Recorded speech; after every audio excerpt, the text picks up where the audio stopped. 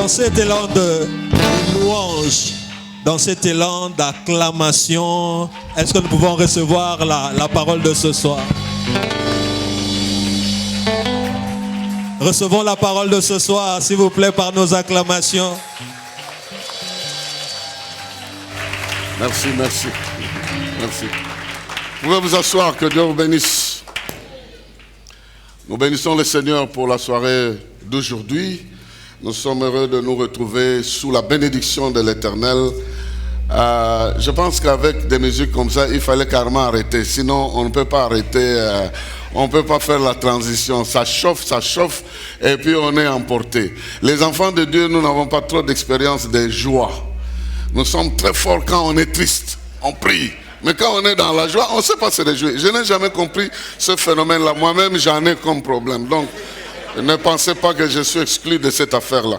Alors, oui, donc vous êtes fort quand il y a des problèmes, vous priez. Mais quand il n'y a aucun problème, au lieu de vous réjouir, non, vous créez des problèmes. Ben voilà, donc quand il y a des problèmes, réjouissez-vous. Ça, c'est écrit dans la Bible. Alors, nous allons partir d'un texte rapidement dans Jean chapitre 7. Versets 37 à 39, un texte qui est très très bien connu, Jean chapitre 7, versets 37 à 39, c'est l'appel, l'invitation de notre Seigneur Jésus-Christ. Il est écrit ceci: le dernier jour, le grand jour de la fête, Jésus, se tenant debout, s'écria: si quelqu'un a soif, qu'il vienne à moi et qu'il boive. Celui qui croit en moi, des fleuves d'eau vive couleront en son sein, comme dit l'Écriture. Il dit cela de l'Esprit que devaient recevoir ceux qui croiraient en lui, car l'Esprit n'était pas encore, parce que Jésus n'avait pas encore été glorifié. Quelqu'un peut dire très bien Amen. Amen. Mais le problème maintenant, c'est que Jésus a déjà été glorifié. Et il y a ici des gens qui ont déjà cru. Donc nous avons déjà cru et nous avons déjà bu. Le problème, c'est comment faire couler les fleuves. C'est ça notre sujet de ce soir. Comment faire couler le fleuve. Et mon titre ce soir, c'est qu'il est temps de faire couler tes fleuves. Tu as déjà cru, tu as déjà bu. Mais fais couler le fleuve. Fais couler le fleuve. Il est temps que le fleuve coule de ton sein. Parce que Jésus a dit, si quelqu'un a soif, qu'il vienne à qui? À moi. Et qu'il fasse quoi? Qu'il boive. Bon, je suis sûr que tu es déjà allé chez Jésus. Et il est écrit que si quelqu'un croit en moi, des fleuves d'eau doivent couler de lui. Donc, vous avez déjà cru en Jésus. Donc, le problème n'est plus de croire, n'est pas aller chez Jésus. Le problème, c'est comment faire couler les fleuves de chez vous. Et je viens répondre à cette question-là. Et quelqu'un ne va plus rester aride. Quelqu'un doit commencer à faire couler les fleuves. Parce que les fleuves sont là. Et attendre seulement un mécanisme, un processus pour commencer à couler de vous, pas de quelqu'un d'autre. Je suis venu déclarer ça de quelqu'un que bientôt là, des fleuves d'eau vive doivent couler de toi. Mais comment ces fleuves doivent couler de toi? Avant de répondre à la question comment, j'aimerais commencer par des petites explications. La première, c'est quoi ces fleuves-là en question? Quand la Bible parle de fleuves, la première petite question, c'est quoi? Et la réponse est simple. Au verset 39, il est écrit, au verset 39, il est écrit, il dit cela de l'Esprit, que devaient recevoir ceux qui croiraient en lui. Car l'Esprit n'était pas encore donné, sous-entendu, parce que Jésus n'était pas encore glorifié. Donc celui qui croit en Jésus reçoit en son sein l'Esprit de Dieu, qui va maintenant commencer à poser des actes de grande envergure spirituelle. Donc ces fleuves qui doivent couler de toi, c'est des actions spirituelles de grande portée. Pas Pas des actions que tu as inventées, pas des actions que tu crées toi-même, mais des actions que l'Esprit de Dieu produit en toi du fait que tu as cru en Jésus et que tu as bu quelque chose de Jésus-Christ. Donc, bien-aimé dans le Seigneur, je suis certain que dans les jours qui viennent, quelque chose de spirituel va sortir de toi, va commencer à couler de ta vie. Et l'image, c'est que là où il y a des fleuves, les déserts se changent en vergers. Donc quelque chose de ce toit doit transformer ton environnement, parce que de ce toit doit sortir des fleuves. On n'a pas parlé d'un seul, on a parlé de plusieurs fleuves. Je ne saurais pas vous les citer tous, mais je vais juste avancer dans cette direction-là, autant que faire se pourra. Alors, j'aimerais expliquer deux autres petites choses avant d'entrer plus loin. Le sens du verbe boire, c'est très important. Il est écrit, si quelqu'un a soif, qu'il fasse quoi? Qu'il boive. Ce verbe-là est un verbe très fort dans le langage biblique. On en parle un peu partout. Mais ce vrai sens-là, nous allons revenir à ce texte, mais je le lis déjà. Nous le trouvons dans le psaume 36, versets 37 à 9. Psaume 36, versets 7 à 9, il est écrit, « Combien est précieuse ta bonté, ô Dieu, à l'ombre de tes ailes, les fils de l'homme cherchent un refuge. Il se rassasie de l'abondance de ta maison et tu les abreuves au torrent de tes délices. Car auprès de toi est la source de la vie. Par ta lumière, nous voyons la lumière. » Il est écrit que tu les abreuves, tu les fais boire au torrent de tes plaisirs. Le verbe boire ici a un sens particulier pour lequel j'aimerais insister. Le premier sens du verbe boire, c'est le fait d'accumuler les ressources spirituelles, de les rassembler et d'en prendre possession. C'est ça l'aspect de boire. Quand vous êtes en train de boire quelque chose, vous prenez possession de cette chose-là afin qu'elle devienne utile ou qu'elle influence votre vie. Mais le sens le plus profond de ce verbe, je ne sais pas utiliser un exemple ici, ça veut dire imbiber. Et ça a un sens de remplir une matière pour être utilisée plus tard. Par exemple,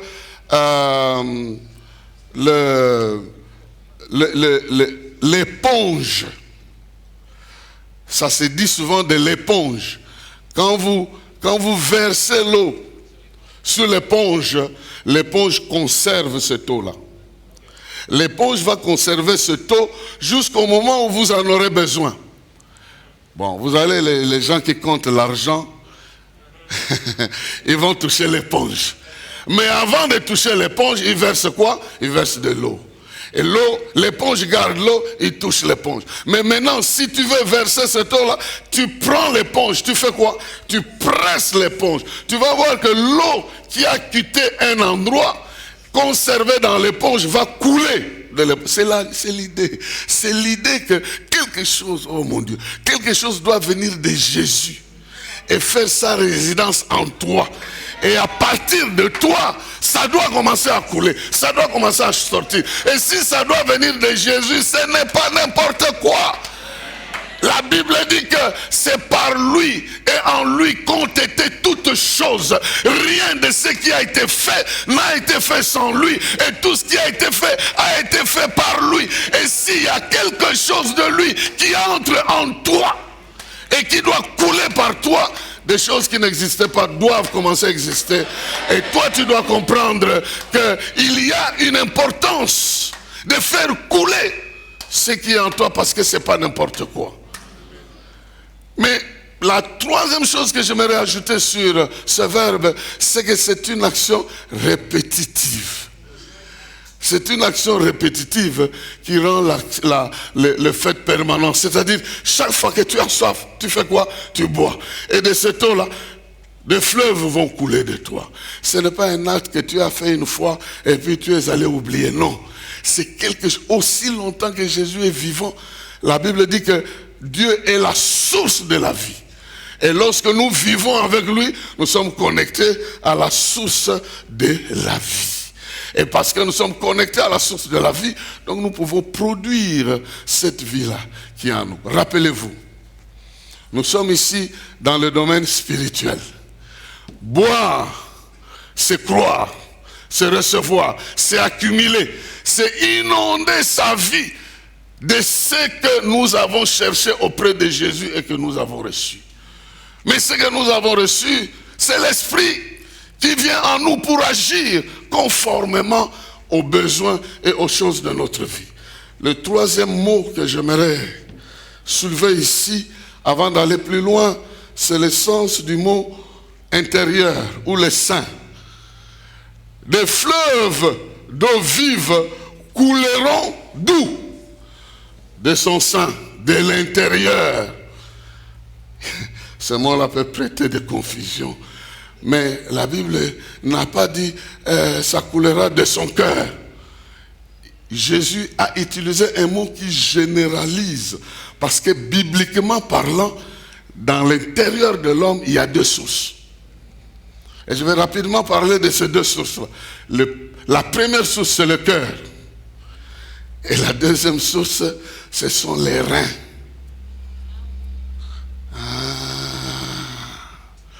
La deuxième source, ce sont les reins.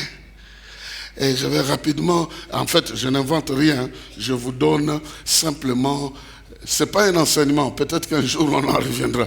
Jérémie chapitre 17, et il y a plusieurs passages de ce genre de Jérémie. Chapitre 17, verset 9 à 1, nous donne déjà l'image.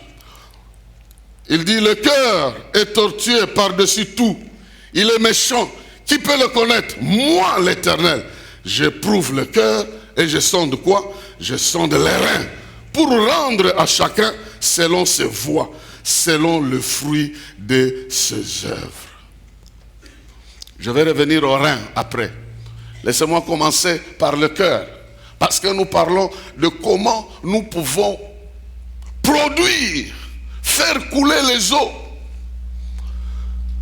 à partir de notre intérieur, à partir du cœur. La Bible nous apprend que le cœur est un endroit d'où peuvent sortir les fleuves. C'est un endroit bien précis. Et il y en a de ceux qui connaissent ce passage par cœur. Si je dis déjà, c'est dans Proverbe 4. Quelqu'un peut déjà citer ça ici.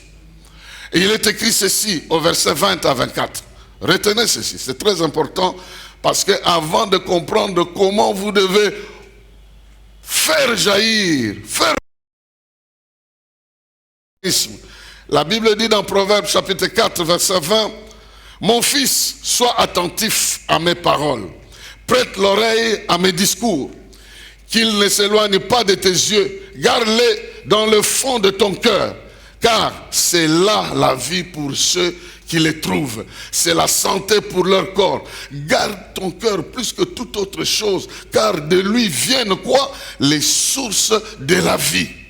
Et puis plus loin, on va en disant, écarte de ta bouche les faussetés, éloigne de tes lèvres les détours. Donc le cœur, qui est le siège de notre volonté, le siège de notre intelligence, le siège de toutes nos émotions, tous nos sentiments, et même d'où nous tirons notre identité, reçoit, est capable comme cette éponge de recevoir et d'accumuler les richesses qui viennent de Christ. Tout ce qui peut venir de Christ peut remplir notre cœur afin qu'à un moment donné, ça puisse se déverser. Quels sont ces fleuves-là qui remplissent nos cœurs et que nous devons faire couler dans notre vie? La réponse est simple. La réponse est simple, bien-aimé dans le Seigneur, et je pense que tu feras le choix de veiller à ce que de ton cœur partent des choses qui doivent influencer positivement ta vie. Parce que Dieu ne t'a pas rempli de n'importe quoi. Dieu t'a rempli de lui-même. Et il est écrit, nous retournons au psaume 36 que nous avons lu. Je vous ai dit que j'en ferai usage plus tard. C'est maintenant. Le psaume 36, versets 7 à 9. Il est écrit: combien est précieuse ta bonté, ô Dieu! À l'ombre de tes ailes, les fils de l'homme cherchent un refuge. Il se rassasie de l'abondance de ta maison et tu les abreuves au torrent de tes délices. Car auprès de toi est la source de la vie. Par ta lumière, nous voyons la lumière. Il y a 4 choses ici qui se concentrent dans le cœur. La Bible affirme, la première chose, que nous pouvons être rassasiés de l'abondance de la maison divine. Ah, je ne sais pas. Je ne sais pas. Et la Bible présente ce que nous trouvons dans la maison divine en abondance, que nous devons consommer pour être rassasiés. La Bible a placé la bonté de l'Éternel. Il dit, c'est dans sa maison. Combien est précieuse ta bonté, ô Éternel, parce que tu es bon, nous tous nous venons à l'ombre de tes ailes. Et il est écrit, nous pouvons être rassasiés de l'abondance de la maison divine, de la maison de Dieu. Bien-aimé dans le Seigneur, je proclame dans ta vie, je ne sais pas dans quelles conditions tu as vécu, mais si tu crois en Jésus, tu es rassasié de l'abondance de la bonté de l'Éternel. L'Éternel sera bon envers toi. Les bontés de l'Éternel ne s'arrêtent jamais. Elles ne s'épuisent jamais. La Bible dit que ta bonté vaut mieux que la vie. Parce que la bonté de Dieu précède la vie. Dieu est bon, c'est pourquoi il a créé la vie, pour refléter sa bonté dans la vie qu'il a créée. Et la Bible nous apprend qu'aussi longtemps que Dieu est en nous, il nous remplit de sa bonté, rempli de sa bonté. Oh, que tu sois rassasié, rempli de la bonté de Dieu dans tes pensées, dans tes sentiments, dans ta vie. Que la bonté de l'Éternel te couvre, que la bonté de l'Éternel t'accompagne, que la bonté de l'Éternel caractérise ta vie, que ta vie soit remplie de la bonté de l'Éternel. Et là où la bonté de l'Éternel est manifestée, la méchanceté échoue, la méchanceté est nulle et sans effet, parce que celui qui est bon est plus grand, celui qui est bon est plus grand, celui qui est bon est tout puissant. Plus que celui qui est méchant, celui qui te hait, qui n'a rien de bon à te faire, il est inférieur à celui qui est bon et qui t'aime.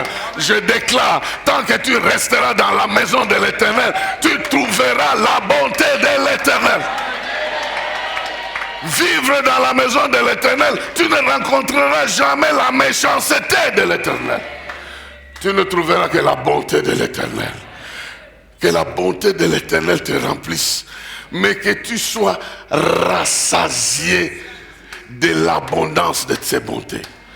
Il te pardonne. Combien il est bon. Il veille sur toi. Il est bon.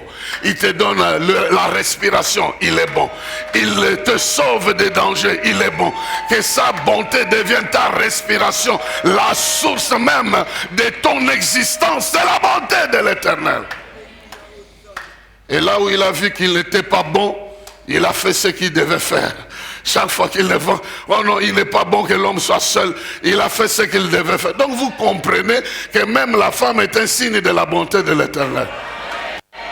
Donc comment vous me regardez comme ça? C'est toi qui la dénigre, mais c'est un signe de la bonté de l'Éternel. Je n'ai pas vu là où Adam a commencé à louer l'Éternel. La première fois qu'on l'entend parler, ah, voici cette fois, parce que Dieu lui a fait du bien. Que Dieu te fasse du bien.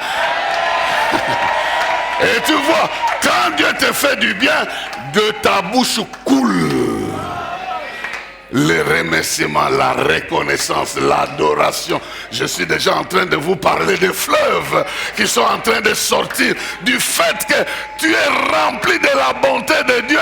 C'est la louange, l'adoration. Peu importe ce qui se passe dans le monde, tu sais que tu es rassasié de la bonté de l'Éternel. Et la Bible dit, c'est de l'abondance du cœur. Ah, que la bouche parle. Je prie, j'invoque l'Éternel, qu'il reste bon en ta faveur, que les bontés de l'Éternel se multiplient, que les bontés de l'Éternel se multiplient. La Bible dit que je t'aime d'un amour éternel, voilà pourquoi je te conserve ma bonté. Il te conserve sa bonté, même alors que tu faisais des choses inutiles, des choses qui ne lui plaisaient pas. Il a conservé sa bonté envers toi, afin que tu vives. Que ta vie soit remplie, rassasiée de la bonté de l'Éternel. Ouvre les yeux, tu verras que Dieu est bon pour toi. Ne laisse pas le monde avec sa méchanceté.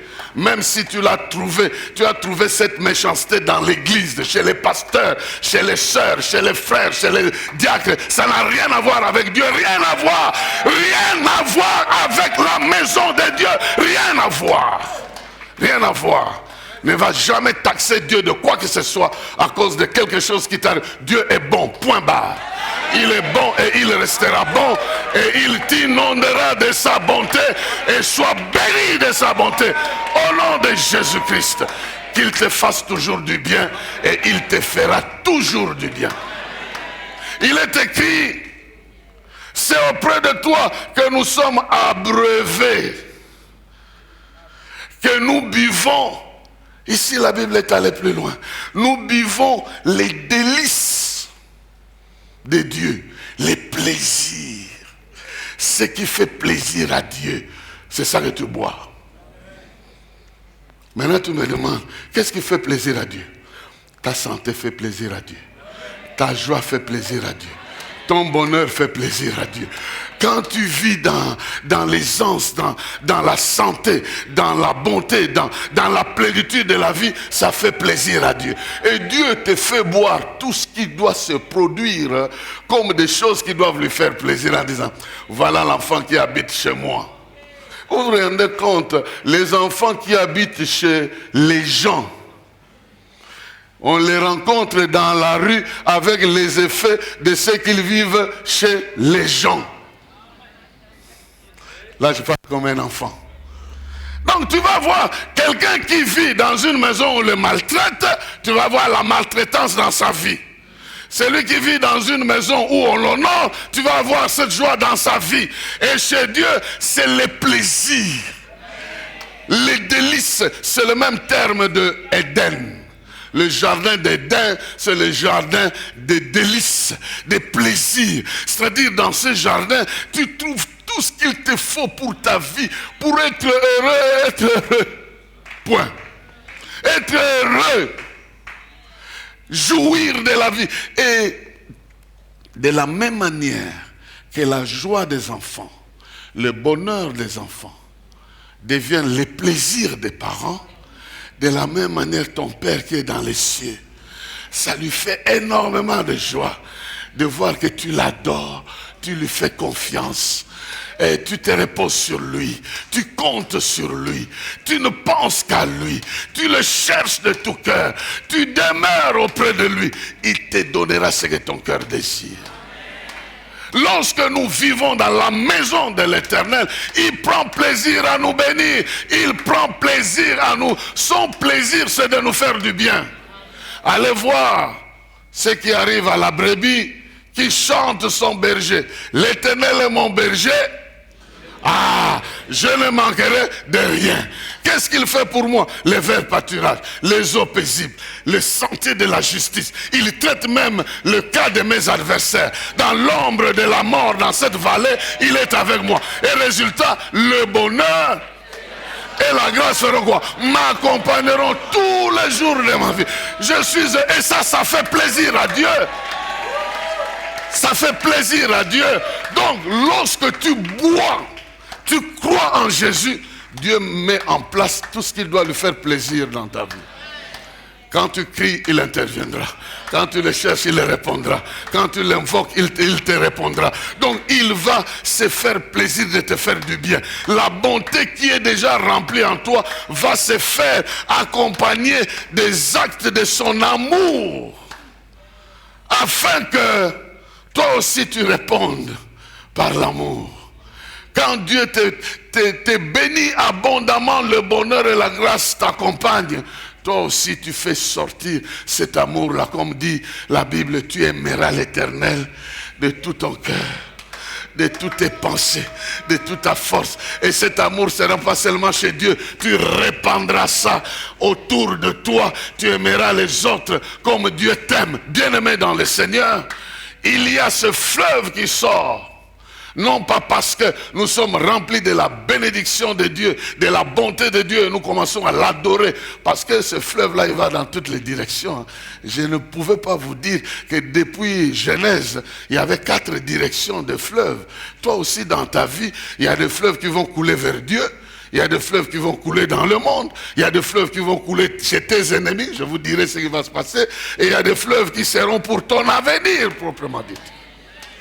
Et chez Dieu, nous le louons, nous l'adorons et nous manifestons son amour. La plupart d'enfants reflètent dans la société ce qu'ils ont reçu dans la maison. Si on les a aimés dans la maison, ils comprendront que c'est l'amour qu'il faut distribuer. Si on les a haïs dans la maison, il comprendra que c'est la haine qu'il faut distribuer. Il ne faut avoir confiance en personne. Or, dans la maison de Dieu, son amour et ses compassions ne s'arrêtent pas, ne peuvent pas s'éteindre. Ça se renouvelle chaque matin. Nous en prenons un petit déjeuner, nous en prenons le soir. L'amour de Dieu, ses bontés et toutes ses compassions font que nous aussi, nous puissions faire couler. Quand c'est rempli, comme dans l'éponge, lorsqu'on te presse dans ta vie, ce qui sort de toi, c'est l'amour de Dieu. Ce qui sort de toi, c'est l'amour de Dieu. Et il est écrit ici, troisième chose, il est écrit au verset 9, « Car auprès de toi est la source de la vie. » Bien-aimé, la vie, elle est d'abord spirituelle. Celle qui est biologique ici, elle peut disparaître. Mais celle qui est de notre esprit ne peut pas disparaître. Et la Bible nous fait comprendre ici que dans la maison de Dieu, il nous inonde de sa nature divine. La vie que nous avons, c'est celle qui vient de lui. Il est écrit qu'à tous ceux qui l'ont reçu, à ceux qui croient en son nom, il leur a donné le pouvoir de devenir enfants de Dieu, lesquels sont nés ni des hommes, ni de la chair, ni de la volonté des hommes, ni de la volonté de la chair. Peut-être vous ne savez pas pourquoi la Bible va dans les détails. La volonté de la chair peut désirer un enfant. Il demande qu'on prenne la semence d'un homme à gauche, on met chez une femme à droite et que la chair récupère l'enfant. Est-ce que vous me comprenez? Si vous ne comprenez pas, ne vous fatiguez pas. La Bible veut dire que l'homme peut chercher à faire naître la vie à sa manière. Soit il prend la femme et ils ont un enfant, soit ils en cherchent autrement. Est-ce que vous avez compris? Avec le moyen de la science, de l'insémination, et avec des mères porteuses, avec des pères porteurs. Ça existe? Non, je ne sais pas.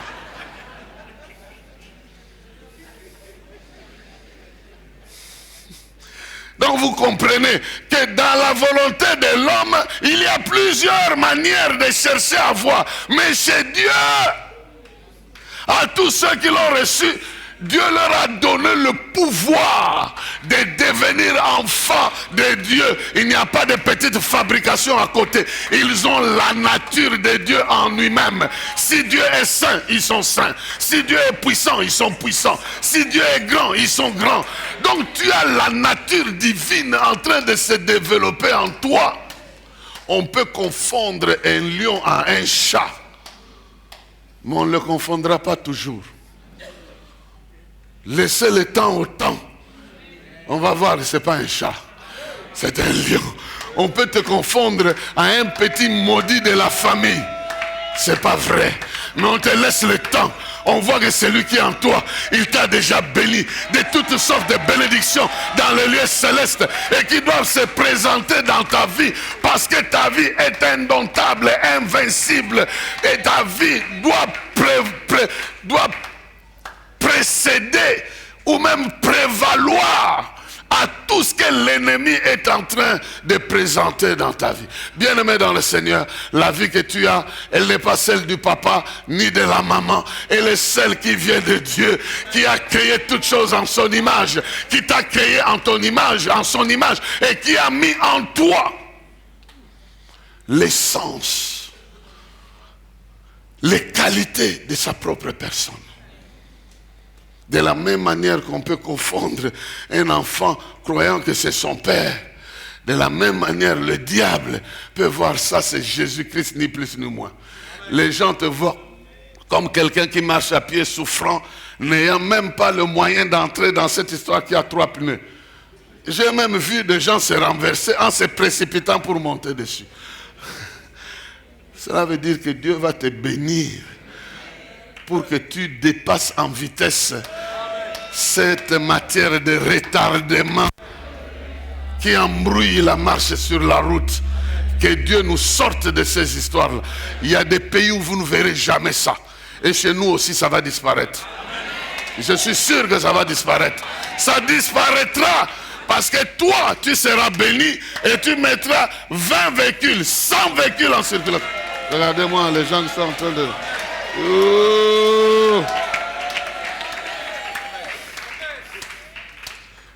Il y aura embouteillage de bénédictions dans la rue.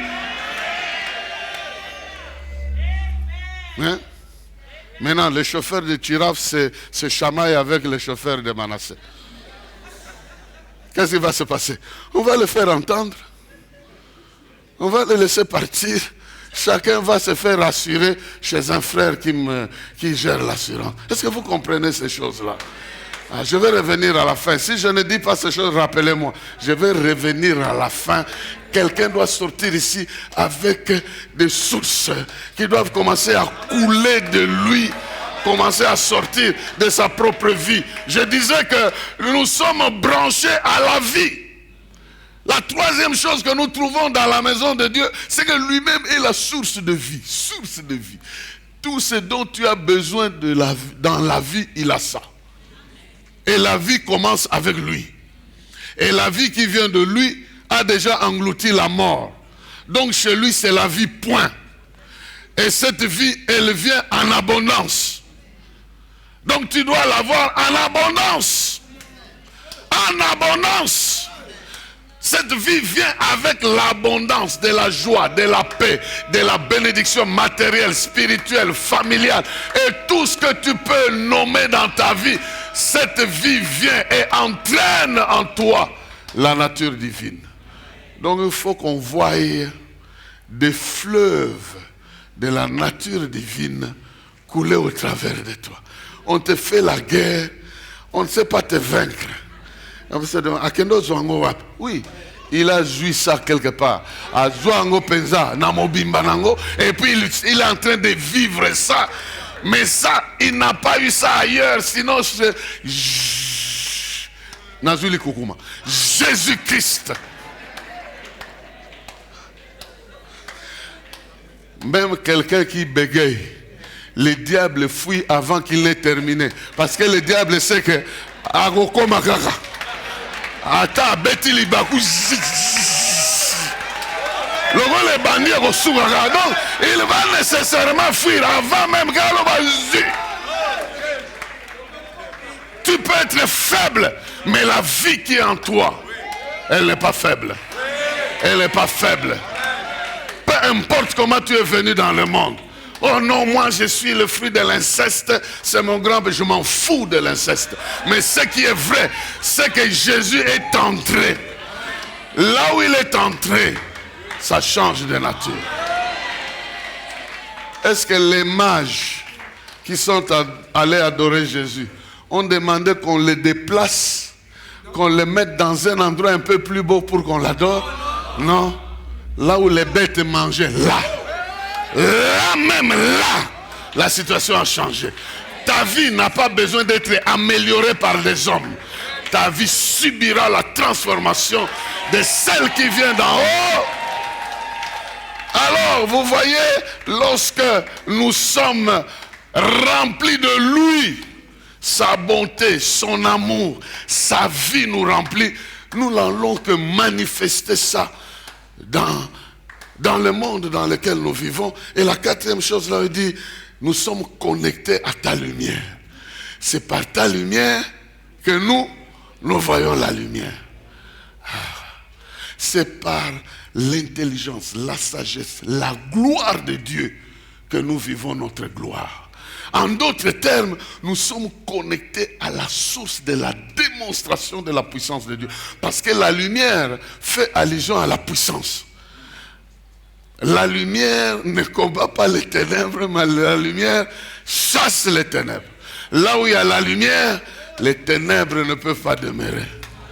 Et quand Dieu, qui est la lumière, habite en toi, les sorciers viendront confesser seulement. Parce qu'ils ne saleront plus, ils sont obligés de confesser parce que c'est la fin.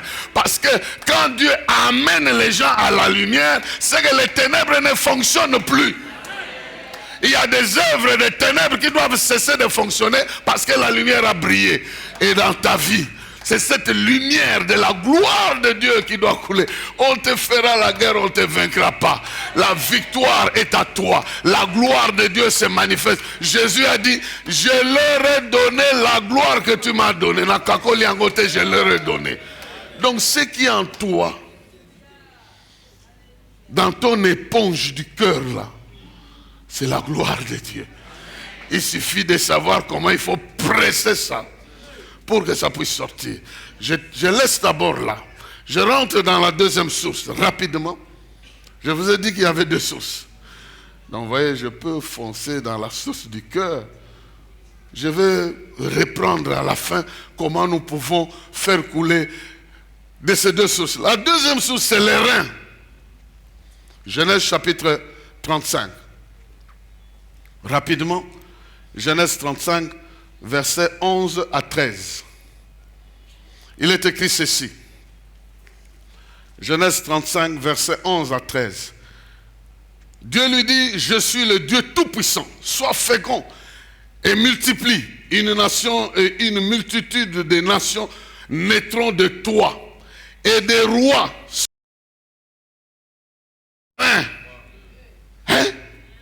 Les rois sortiront des terrains. Je te donnerai le pays que j'ai donné à Abraham et à Isaac. Dieu s'éleva au-dessus de lui dans le milieu où il avait parlé. Amen. Dieu dit à Jacob, tes reins vont faire sortir de rois. Dans ton cœur peut faire couler les choses, mais il n'y a pas que le cœur, il y a les reins. Les reins sont une image.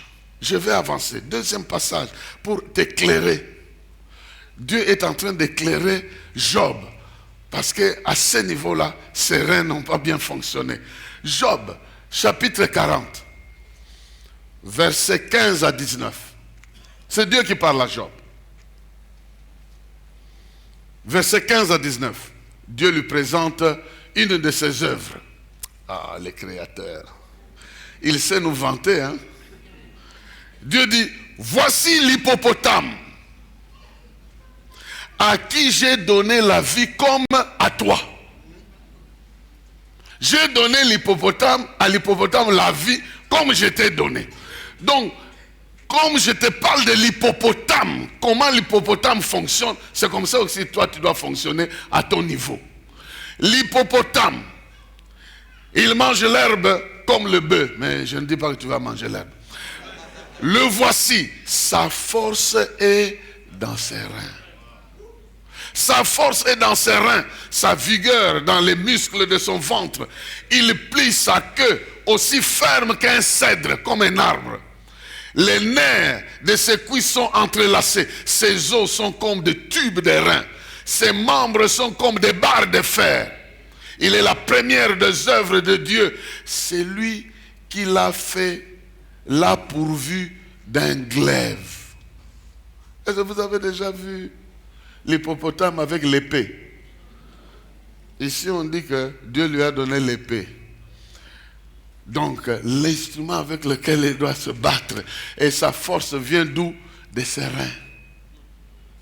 Donc, bien-aimé dans le Seigneur, je peux avancer dans plusieurs sortes de passages de la Bible. L'expression « fortifie-toi », c'est l'expression « saint-terrain ». Donc, arme-terrain.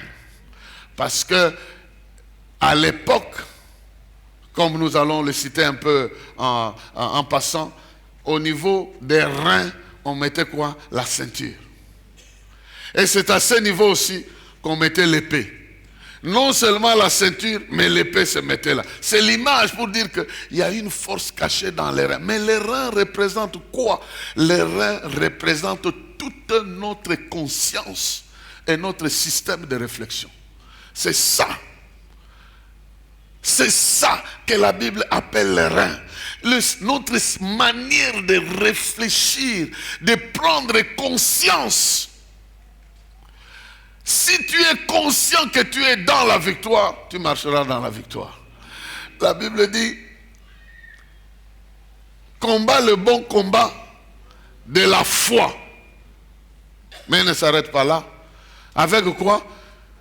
Une bonne conscience que quelques-uns ont perdu. La foi vient de ce qu'on entend. Mais en plus de la foi, tu dois prendre conscience. C'est là où la force va venir pour dire, je dois me battre, je ne dois pas fuir, je ne dois pas rester comme ça. Bien-aimé dans le Seigneur, je vais le dire vers la fin, si tu n'as que les sources qui viennent du cœur, tu aimeras tout le monde, tu jouiras de la vie avec tout le monde, mais si tu as aussi les sources qui viennent des terrains, tu te battras. La personne que tu as aimée le soir, si elle te complique la vie l'autre fois spirituellement, tu vas le combattre. Tu ne vas pas rester dans la confusion. Est-ce que je me fais comprendre? L'aspect des reins nous ramène dans l'aspect de la combativité, de la fermeté de la vie, des engagements et de la force que nous produisons lorsque nous sommes conscients que quelque chose nous appartient. Bien-aimés dans le Seigneur, la Bible nous parle de cette expression. Josué, déjà on lui dit que ce livre de la loi ne s'éloigne point de ta bouche, médite-le. Mais après on lui dit, fortifie-toi et prends courage. La méditation t'amène dans ton cœur toutes les valeurs que nous avons citées. Mais à part ça, il ne faut pas perdre le terrain. Là où la plante de ton pied arrive, Dieu te donne cet endroit-là. Et tu dois te fortifier, tu dois utiliser toutes les forces nécessaires pour rester dans la victoire que Dieu t'a donnée. Dans Nahum,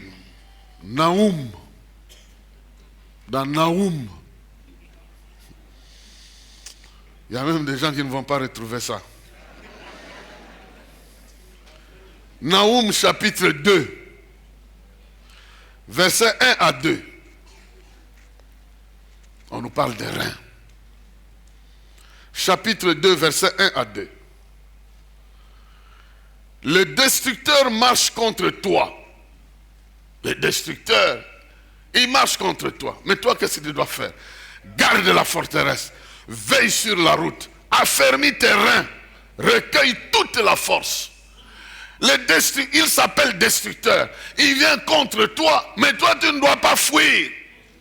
Ta force qui te vient des reins doit te permettre de détruire le destructeur, de lui faire face à partir de tout ce que tu as déjà accumulé dans ton cœur, de la grandeur de Dieu, de la bonté de Dieu, de l'amour de Dieu et de tout ça. Ça doit venir te donner la force que comme Dieu m'aime, parce qu'il m'a déjà donné la victoire, je ne laisserai jamais l'adversaire me vaincre.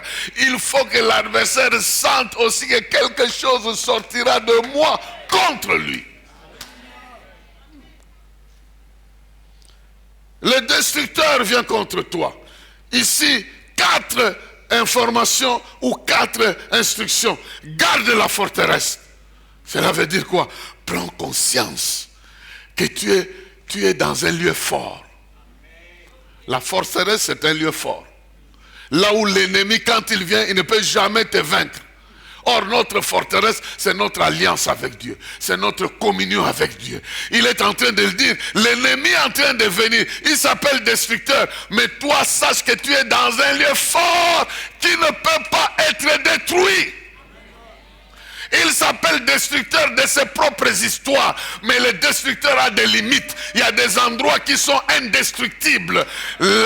L'alliance avec Dieu, le sang coulé, ils l'ont vaincu à cause du sang de l'agneau et de la parole de leur témoignage. La prise de conscience que moi je suis dans une alliance inviolable me met dans une position de force.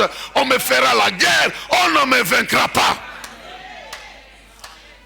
Bien-aimés dans le Seigneur, les reins représentent notre prise de conscience de la qualité, de la force, de l'autorité que nous avons à cause de notre relation avec Dieu.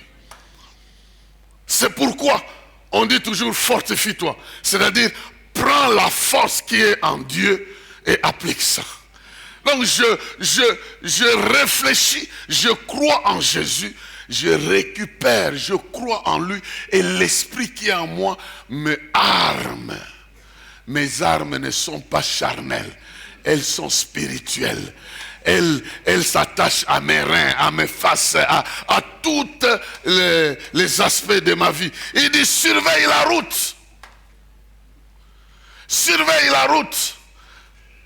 En d'autres termes, sois vigilant. Et notre vigilance n'est que dans la prière. Où Dieu nous révèle, l'ennemi passera par ici. Il viendra par là. Et Dieu même peut te faire goûter au plan de l'ennemi. Il veut te tuer et toi tu rêves qu'on t'a tué. Quelqu'un est avec moi? Maintenant, dites-moi, quand il t'a déjà tué la nuit et le matin tu es là, il va te retuer?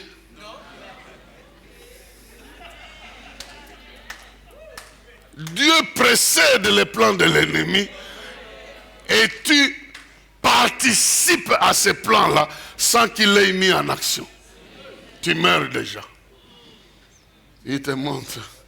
Mais comment il viendra te tuer, toi tu es déjà mort? Tu as déjà fait l'expérience. Maintenant, quand l'ennemi va jeter le pouvoir de la mort, il te trouve ressuscité.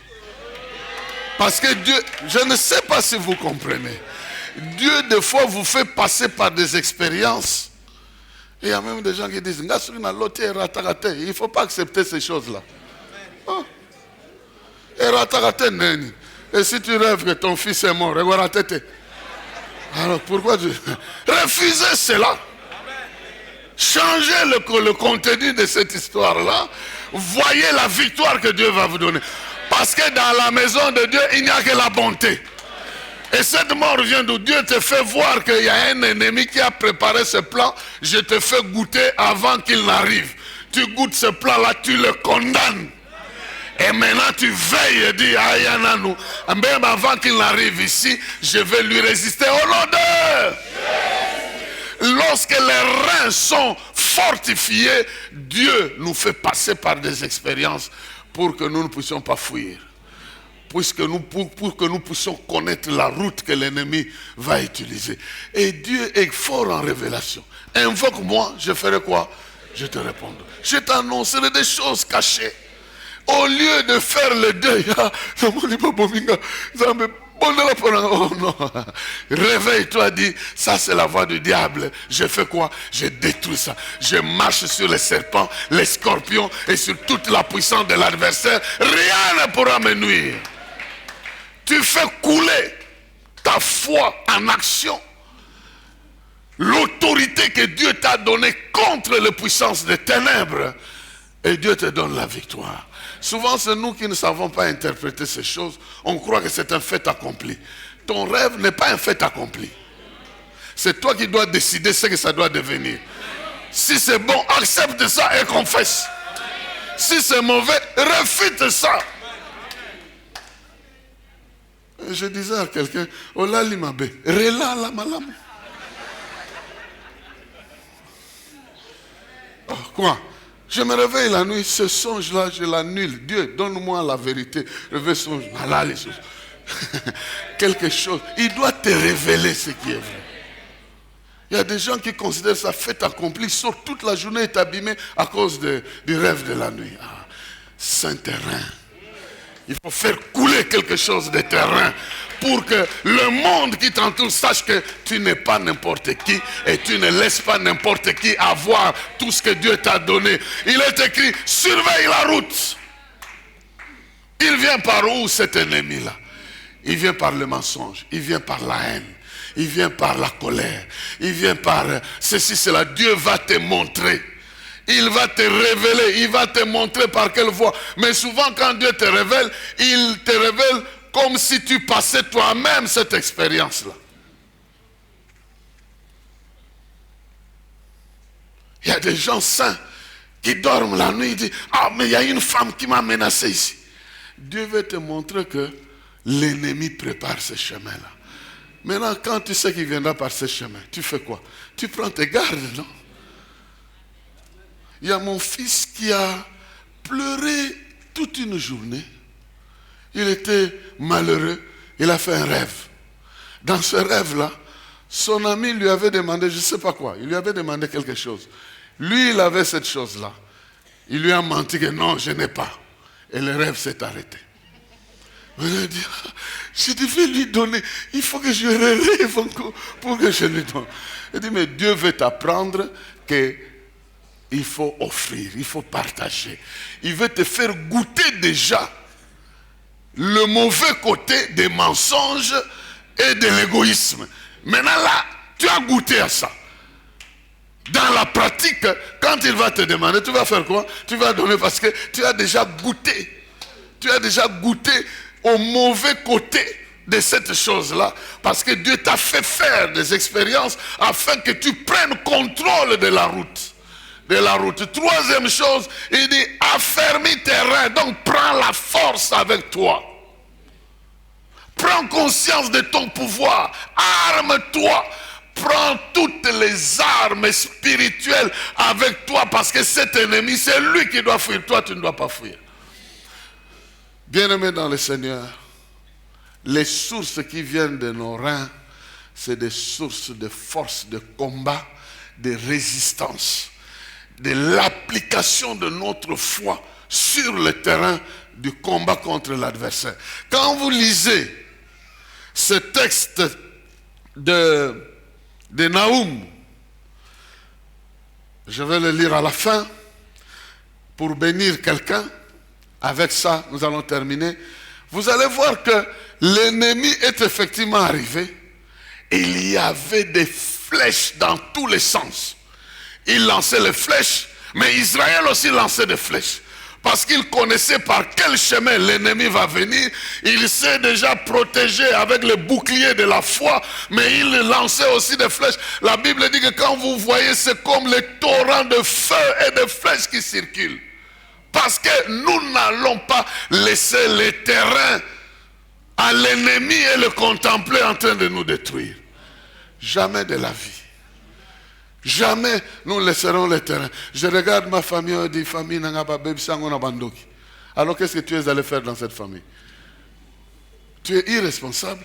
Ce bandoki ba baby sango. Toi, qu'est-ce que tu dois faire? Tu te lèves, tu dis, à partir de maintenant, les sources qui viendront de moi, c'est ce que cette famille va boire. Au nom de Jésus. Et tu commences à proclamer avec force, les fleuves qui couleront de toi vont changer la nature. Tu n'es pas un observateur dans ta famille, tu es un acteur. Parce qu'il est écrit, crois au Seigneur Jésus-Christ. Ah, voyez, tu seras sauvé toi et ta famille par toi. Parce que des fleuves sortiront de toi pour affecter l'environnement, même ta famille. Ils goûteront à la bonté de Dieu, ils goûteront à l'amour de Dieu, ils goûteront à la frappe du Saint-Esprit, ils goûteront à la guerre, au combat spirituel que tu mèneras pour qu'ils sortent. Mais toi, tu ne dois pas être démissionnaire. Quand tu es démissionnaire, tu ne sauras pas te battre. Alors, parmi ces choses ici, garde la forteresse, surveille la route, affermis tes reins, et puis il est dit, rassemble toutes les armes. Parce qu'il s'agit de te battre. La vérité pour ceinture. Vous connaissez ces armes-là, non? Donc vous voyez que de nos reins doivent sortir toute la force que nous avons pour défendre notre vie, défendre notre terrain, défendre notre héritage. Alors ici, il s'agit des Ninivites qui sont venus comme destructeurs. Les gens de Ninive étaient de vrais destructeurs. C'est pourquoi même Jonas, il n'a pas voulu annoncer l'évangile à Ninive, il a voulu fuir. Il dit non, ces gens-là, ils doivent être punis. Mais maintenant, Dieu dit, ils viennent comme destructeurs. Mais toi, garde la forteresse. Garde là où tu as mis tes munitions, tout. Or, nous, c'est notre alliance avec Dieu, notre communion avec Dieu. Et nous sommes maintenant en face de deux sources. Le cœur et le rein. Avec le cœur, nous honorons Dieu parce que lui nous a honoré le premier. Avec le cœur, nous partageons l'amour de Dieu et ses bontés avec notre entourage. Avec le cœur, le bonheur et la grâce nous accompagneront. Et nous allons vivre ça et partager avec tout le monde. Avec le cœur, nous habitons dans la maison de l'Éternel et nous vivons tout le jour dans sa source parce que le cœur représente notre esprit avec lequel nous sommes attachés à Dieu. Mais avec les reins, nous sommes remplis de la force qui va nous permettre de gagner toujours lorsqu'il y aura le combat. Nous sommes prêts à affronter l'adversaire. Nous chasserons l'ennemi jusqu'à maintenir notre victoire. Et nous récupérerons toujours ce que l'ennemi a semblé prendre dans notre vie. Donc, je te laisse ces 4 actes. Je les proclame comme bénédiction dans ta vie. Et je prie que tu les exploites pour que jamais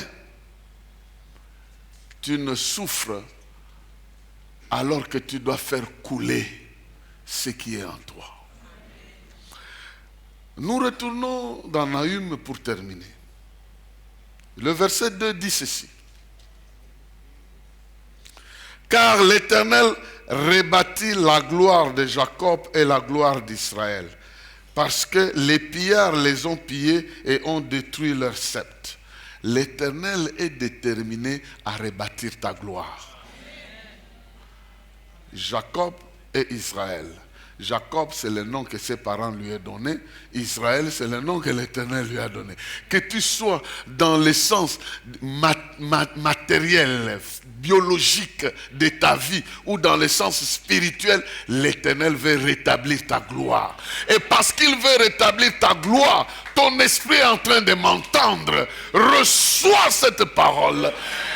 Et qu'à partir de cette parole, tu ne permettes pas à n'importe quel Ninivite de venir piller ce que tu possèdes.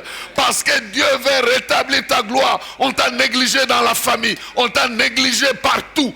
Ta vie spirituelle a été négligée. Personne ne reconnaît que Dieu t'a donné quoi que ce soit ou quelque chose. Même dans la famille, tu apparais le plus faible, le plus vulnérable. Mais Dieu vient rétablir sa gloire dans ta vie. En tant que Jacob, en tant qu'Israël. Pendant que tu m'entends, Dieu décide d'établir sa gloire. Et toi, tu dis, je reçois cela. Pendant que tu es en train de recevoir, ton éponge est remplie d'eau. Bientôt quand tu vas voir l'adversaire, tu diras jamais ma gloire, il ne va jamais ôter. Regarde par quel nom on t'appelle dans la famille. Détruis ce nom-là. Donne-toi toi-même le nom par lequel tu te feras connaître. Si c'est un nom de moquerie, change ton nom. Jacob, Jacob, oh le supplanteur. Récupérer un niveau. Non, Israël, il lutte avec Dieu. Il négocie avec Dieu et il remporte auprès de Dieu la bénédiction. C'est ça ta vie. Tu étais Simon, mais on t'appellera Pierre. Dieu veut rétablir ta gloire. Dieu veut rétablir ta gloire. Il va rétablir ta gloire.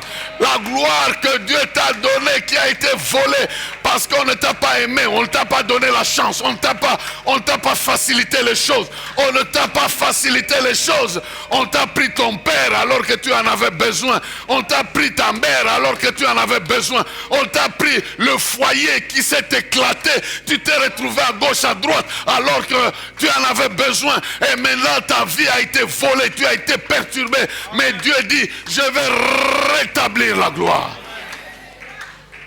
Je vais rétablir ta gloire. Peu importe ce que tu as perdu au niveau des familles, mais Dieu veut rétablir sa gloire.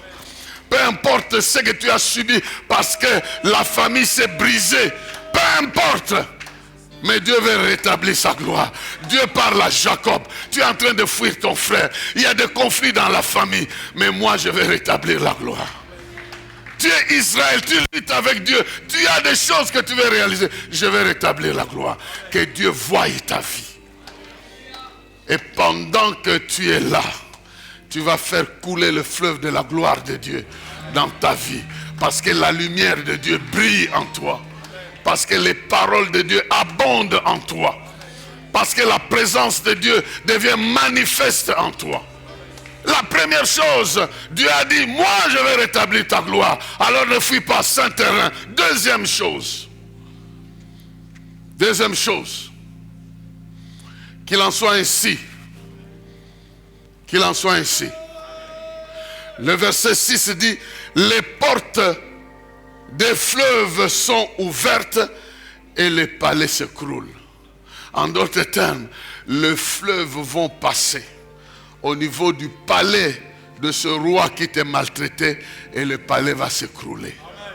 Le palais royal va être écroulé par les fleuves. Il dit les portes, le palais royal avait des portes vers le fleuve. Quand les fleuves vont passer par là, ça va entrer dans les portes du palais royal, et le palais royal va s'écrouler. J'aimerais dire à quelqu'un, Dieu veut que par les fleuves, la foi, l'ardiesse qui sort de toi, le palais royal de la sorcellerie, le fondement de la malédiction de ta famille s'écroule. Il ne peut compter que sur toi. C'est toi qui as reçu sa vie. C'est toi qui as reçu sa vie. C'est toi qui as reçu son pouvoir. Et quand tu vas commencer à déclarer, parce que c'est de l'abondance du cœur que la bouche parle. Je sens que je ne vais pas donner tous ces détails pratiques aujourd'hui. Je vais donner rendez-vous au mois prochain pour entrer dans les détails. Mais j'ai fixé l'opinion suffisamment sur ces aspects. Vous êtes en train de comprendre que lorsqu'il s'agit maintenant, Dieu te dit, l'édifice du roi, le palais royal va être écroulé à cause de fleuves. Tu comprendras que aussi longtemps que Dieu te donne le règne dans ta famille, dans ton foyer, aucun palais royal ne résistera. Aucun palais royal, c'est-à-dire que l'ennemi ne montera pas un pouvoir, et un pouvoir qui s'affermit, ça va toujours s'écrouler. Là où ils ont l'habitude de se rassembler, ça va s'engloutir. Là où ils ont l'habitude de s'asseoir, ça va s'engloutir. Il n'y aura pas de résidence là où ton fleuve passe. Là où ton fleuve passe, ça va renverser le palais royal. Il est écrit, vous chasserez les démons, vous allez les renvoyer dans les lieux arides. Tous ceux qui envoûtent les femmes qui ne donnent pas naissance, je fais passer le fleuve de la maternité dans le nom de Jésus. Tous ces myomes, toutes ces choses-là, des kystes, s'engloutissent, disparaissent dans le nom de Jésus. Toute forme de malédiction dans le mariage, je radie ça dans le nom de Jésus. Toute forme de coutume qui a élu domicile dans la vie de quelqu'un ici est noyée au nom de Jésus. Il y aura des enfants, il y aura des mariages, il y aura des promotions. Qui a limité ta vie dans la promotion? Le palais royal est englouti dans le nom de Jésus. Le fleuve de la bénédiction va passer par là. Et toutes les malédictions, les mauvais sorts dans ta vie seront engloutis dans le nom de Jésus. Il est écrit, les palais s'écroulent. Mais ce n'est pas seulement les palais qui s'écroulent. La troisième chose, le verset 7 dit ceci. C'en est fait. C'est fini. Elle est mise à nu. Elle est amenée. Ses servantes gémissent comme des colombes et se frappent la poitrine. Ninive était jadis un réservoir plein d'eau. Les voilà qui fuient. Arrêtez, arrêtez, arrêtez. Mais nul ne se retourne. Donc, Bazo Kima, sans regarder derrière. Quelqu'un leur dit, mais arrêtez, mais vous êtes Ninive. Arrêtez, non. Moi, non, moi. Moi, non, moi. On dit ici que l'ennemi fuit. On l'encourage même. Arrête-toi. Mais on ne te poursuit pas. Arrête-toi un peu. Non. La Bible dit, personne ne se retourne pour regarder derrière. Est-ce que tu comprends que c'est la position de tes adversaires? Ils vont fuir même là où tu ne les poursuis pas. Je viens le déclarer. On en a assez. Avec des cas qui durent, avec des cas qui perdurent, avec des choses comme si un roi est en train de régner dans ta vie, dans ton foyer. Aujourd'hui, ça s'écroule.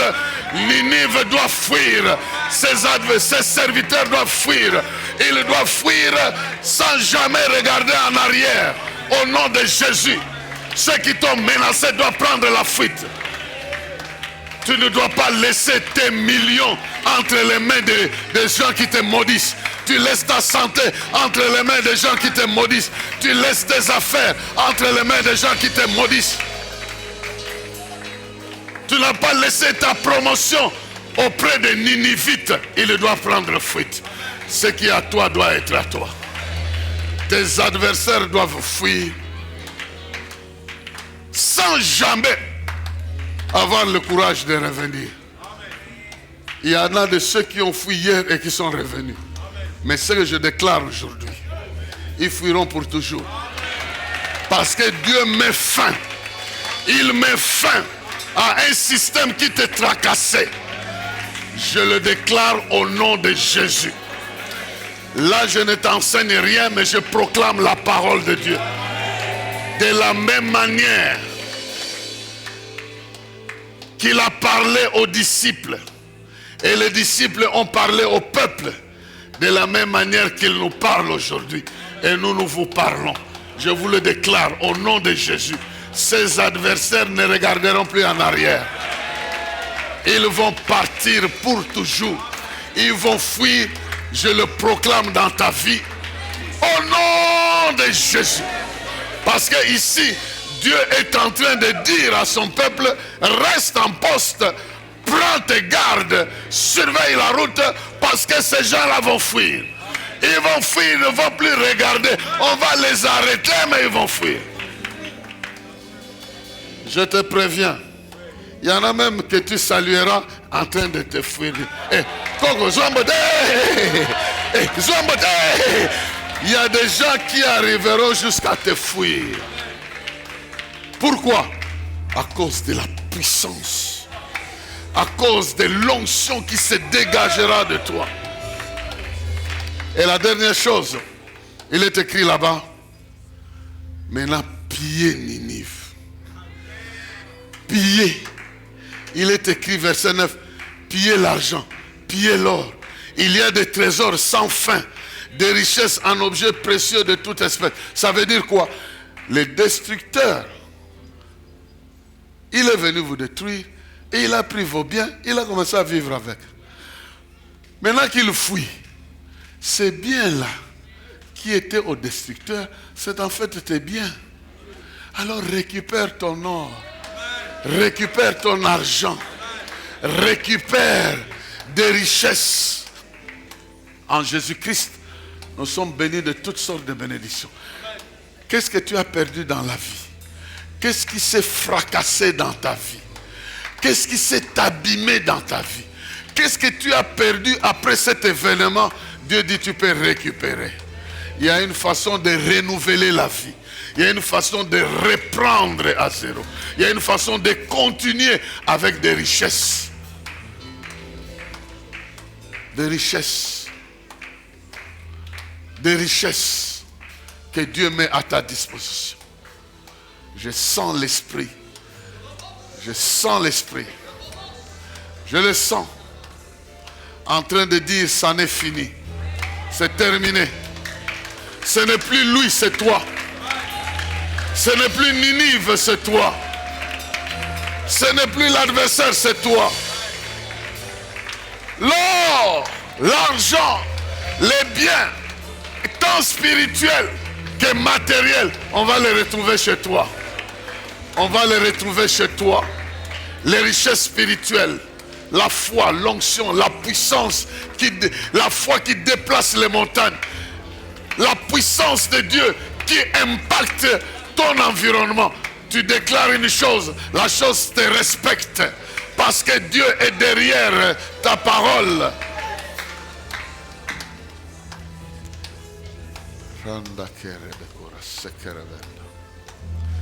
Tu peux te tenir debout.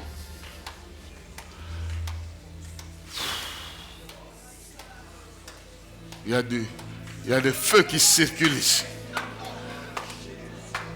Oh, tu vas récupérer cet or. Tu vas récupérer, tu brilleras de cet argent.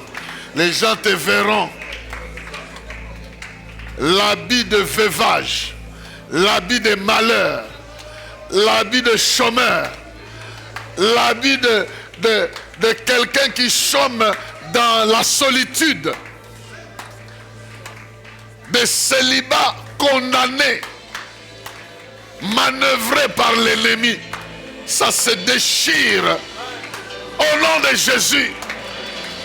Et l'ennemi doit prendre la fuite, et la fuite est la plus intense.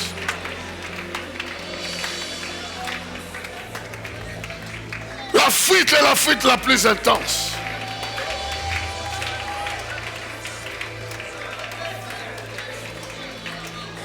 Alléluia. Alléluia.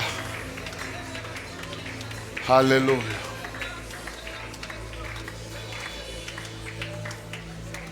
Maintenant, tu vas déclarer les choses que tu crois par la foi. Et des fleuves vont couler de ton sein. Tu vas proclamer la grandeur de Dieu. Tu vas proclamer l'amour de Dieu en toi. Tu vas proclamer la puissance de Dieu qui est en toi. Et tu vas déclarer la défaite de l'adversaire dans ta vie. Celui que tu crains n'est pas à craindre. Celui que tu crains n'est pas à craindre. Celui que tu crains n'est pas à craindre. Celui que tu redoutes n'est pas à redouter. Celui qui t'a fait souffrir doit te fuir. Celui qui t'a fait souffrir doit te fuir. Doit reconnaître que celui qui est en toi est plus grand que celui qui est dans le monde.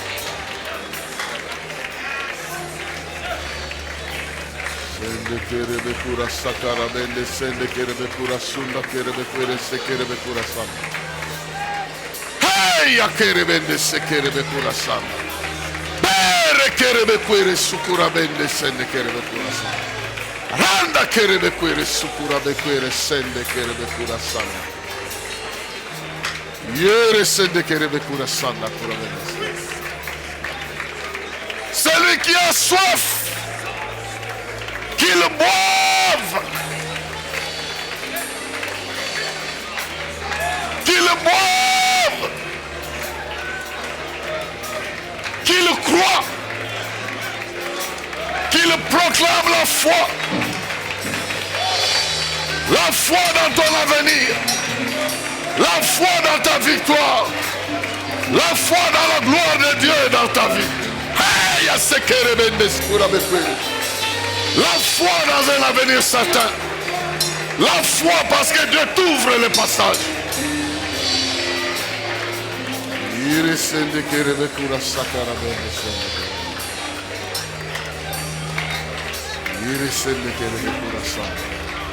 Par l'esprit. Par l'esprit. Parle à l'esprit.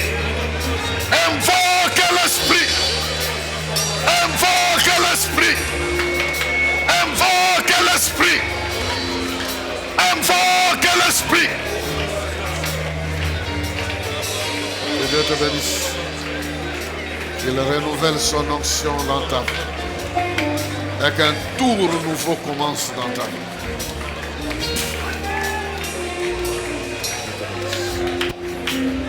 Parle à l'esprit. Parle à l'esprit. Parle à l'esprit. Esprit de Dieu, souffle dans ma vie. Souffle dans la vie de mon frère. Souffle dans la vie de ma soeur. Explose la gloire de Dieu dans la vie de mon frère. Que tous les dispositifs de l'adversaire soient bombardés dans le nom de Jésus.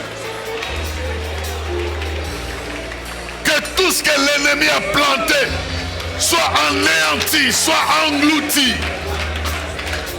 Que tous les systèmes de l'ennemi soient emportés par les eaux. Au nom de Jésus. Au nom de Jésus. Au nom de Jésus. Au nom de Jésus. Au nom de Jésus. Oh, riabende sekere le pouris. Au nom de Jésus. Oh, je te vois, tu es en train de boire. Tu es en train de boire. Tu es en train de boire. On est en train de déverser dans la vie de quelqu'un. Tu es en train de boire. L'esprit est en train de remplir ta vie de force, de vérité, de révélation.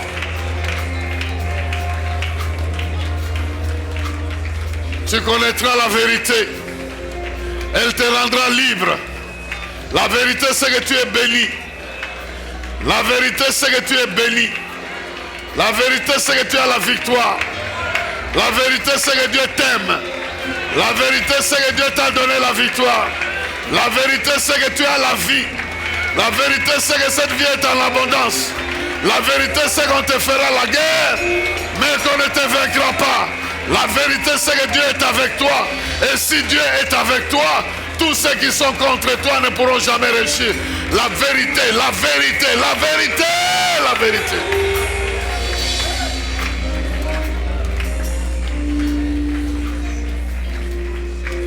La vérité, c'est qu'il t'a préparé un avenir fait d'espérance. La vérité, c'est que parce que Christ est en toi, c'est la gloire de Dieu qui doit se manifester. La vérité est que tu n'es pas seul. Et celui qui marche avec toi, il est le plus grand et le plus fort. La vérité, c'est que tu n'es pas seul. Et que ceux qui combattent avec toi sont de loin plus nombreux que ceux qui combattent contre toi. La vérité, c'est que Dieu t'a donné une épée. Et l'ennemi a peur de cette épée-là. L'épée de l'esprit, qui est la parole de Dieu. Chaque fois que tu la récites, tu ne vois pas les dégâts que ça fait dans le camp de l'adversaire. Maintenant, Dieu me dit, ça n'est fini. C'est fini. Ce que tu vis là, de la part des adversaires, c'est fini. C'est fini. C'est fini. C'est terminé. Ces choses qui reviennent, qui tardent, qui te bloquent, qui deviennent comme ta nouvelle vie. C'est fini, c'est fini. Il y a une onction. Quand j'ai demandé la main qui circule, je vois une main, on a écrit Oméga. C'est-à-dire la fin. C'est-à-dire, il finalise et il termine. Il y a plein de choses qui vont se finaliser. Mais il y a aussi des choses qui existaient dans ta vie inutilement vont se terminer aussi. Il est en train de repasser ta vie pour finaliser ce qu'il a commencé, mais aussi pour terminer ce que l'ennemi a cherché à perpétrer dans ta vie. Tu peux lever ta main.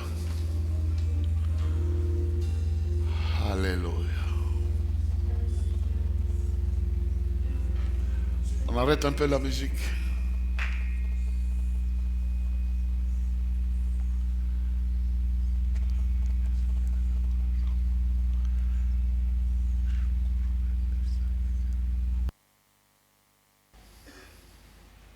C'est fini. Terminé. C'est terminé. Maintenant, l'Esprit va te toucher pendant que tu es là. Parce qu'il y a des choses qui sont finies. Mais d'autres vont commencer. Il te touche.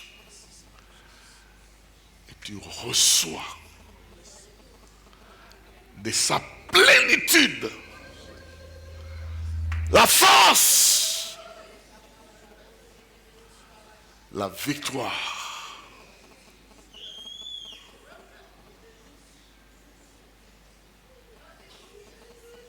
Car les Égyptiens que tu as vus, tu ne les verras plus jamais. C'est fini. C'est terminé.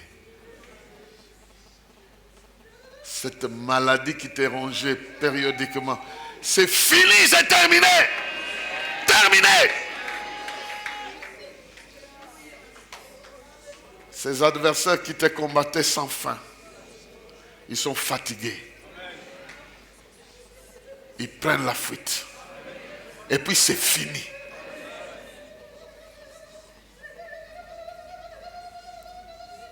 Reçois cela.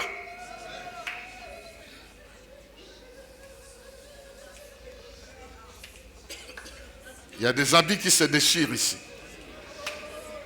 On est en train de déchirer des pactes faits contre toi. Ça se déchire.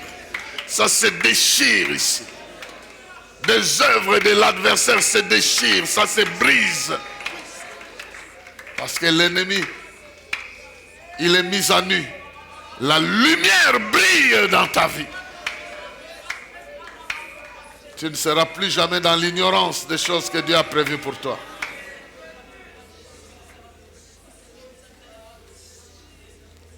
Merci Seigneur.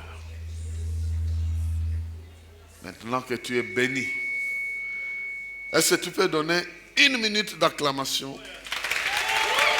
au Seigneur?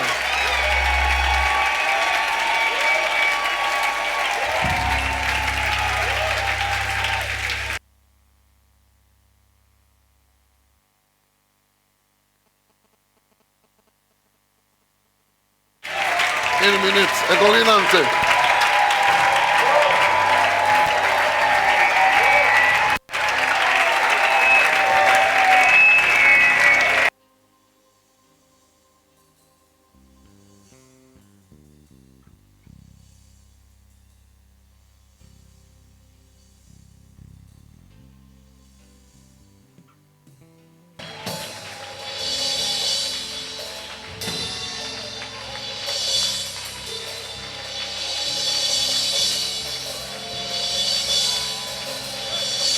Alléluia. Oh, que ce lieu est rempli de gloire. Ce lieu est redoutable. Nous avons fini. Nous sommes aussi arrivés à l'oméga de notre rencontre de ce soir. Nous sommes arrivés à la fin. Pour les enveloppes, vous pouvez passer au siège Itaga, croisement Mouchi Itaga. Il y a le siège de MCEG. Vous trouverez Maman Louise Vanga qui va vous accueillir. Pendant ce temps, nous allons rappeler la révérende Annie Kondo qui va nous bénir. Nous avons fini. Est-ce que quelqu'un peut dire Amen? Recevoir ce que nous avons reçu encore et encore. Est-ce que nous pouvons nous lever pour avoir la bénédiction de Dieu?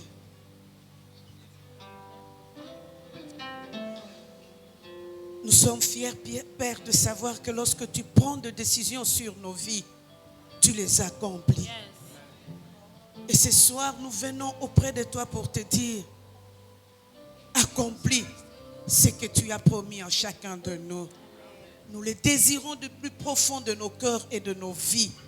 Manifeste ton amour. nous sommes venus boire au fleuve de ton torrent.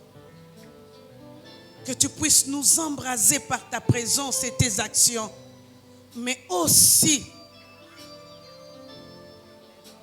que tes bontés se manifestent dans la vie de chacun de nous. Peuple de Dieu, que le Dieu qui est capable d'agir, agisse dans la vie de chacun. Qu'il nous récupère, qu'il nous enrôle et qu'il nous fortifie pour de victoires à venir. Que la grâce de notre Dieu repose sur chacun de nous et que son amour nous redonne le sourire et la force. Dans le précieux nom de Jésus, nous disons Amen. Que Dieu vous bénisse. Que tous les autres noms disparaissent. Que tous les autres noms disparaissent. Jusqu'à ce qu'il n'y ait que toi. Que tous les autres noms disparaissent. Jésus prend ta place. Jésus prend ta place.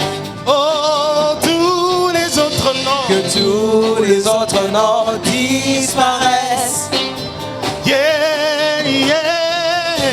Que tous les autres noms disparaissent.